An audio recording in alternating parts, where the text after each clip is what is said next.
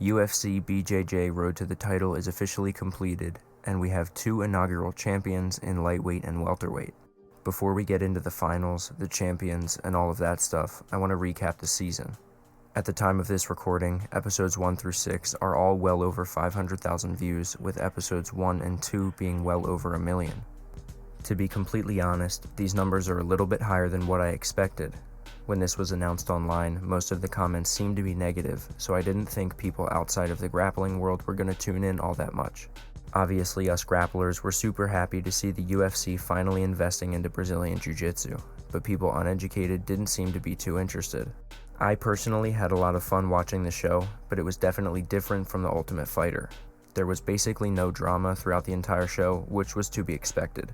Very few people in the grappling world have a massive ego. There's obviously exceptions, but the guys in the house were all very friendly towards one another, which was really good to see.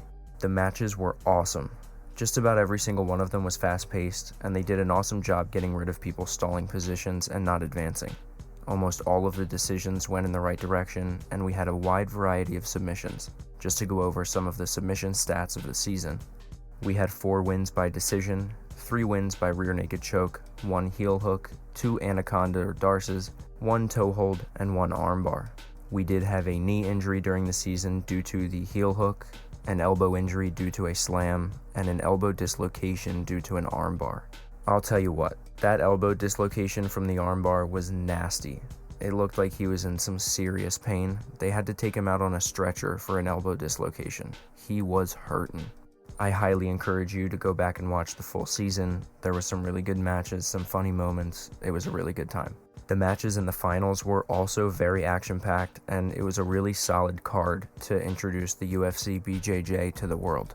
This is how the finals played out. Carlos Henrique wins the first ever UFC BJJ lightweight championship after a back-and-forth 2 rounds where Carlos was primarily on top. He was able to secure a submission via armbar in the 3rd round. An armbar submission is what got him into the final, where, as I stated previously, he dislocated his opponent's elbow during the show. It was absolutely disgusting. Go back and watch that. That was a very solid match and a very solid statement to be made in the first match for the lightweight championship. Henrique showed his dominance before the submission, and obviously that he can finish the fight later in the rounds. In the co-main event, Andrew Tackett won the inaugural UFC BJJ welterweight championship with a swift, modified rear naked choke in the first round over Andy Varela. This was a dominant match while it lasted. They also had a clearly scripted follow-up call-out and matchup at the ready. It was cool and gave us something to look forward to, but it was still kinda weird. Andrew Tackett has solidified himself as one of the best grapplers in the world prior to this competition, and after his run on the show and the swift victory to win the championship, he just cemented his name even more. Now, moving on to the main event, after Mikey's last match on the Fight Pass Invitational, he said that he wasn't going to get fixated on the legs, but in this match, that's exactly what he did again. He was able to secure the heel hook submission in the 3rd round, so it was able to pay off for him in the end. He's clearly one of the best leg lockers in the entire jiu-jitsu game. The leg lock exchanges in this match were super high level, and it was really fun to watch, just not as flashy compared to the other matches on the card.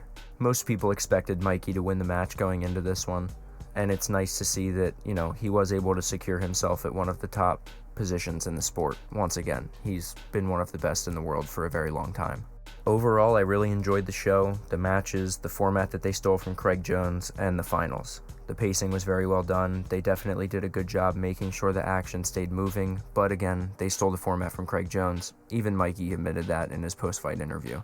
As I stated in my previous video, I would really like to see the UFC add some BJJ matches to the undercard of UFC events. They may decide to keep it its own thing, which is still nothing to complain about. Jiu-jitsu on the biggest stage possible is good for everybody. The thing that isn't great is the exclusivity. The good thing about competitive grappling is that competitors are able to compete virtually every other weekend all throughout the country. If you start signing people to exclusive deals, you're going to have the best grapplers in the world like Andrew Tackett competing 4 to 5 times a year. There's no saying how they're going to run this, but with the exclusivity deals, you can only imagine it will run similar to the UFC. It'll be interesting to see how this goes. Overall, I'm very pleased with how the show ran and how they held the first UFC BJJ event. They announced 3 more cards that will take place throughout the rest of 2025, and I'm definitely looking forward to those. Maybe you'll catch your boy on the December card. Please let me know your thoughts on this in the comments below. This has been Daily Tapouts FC. Thanks for watching.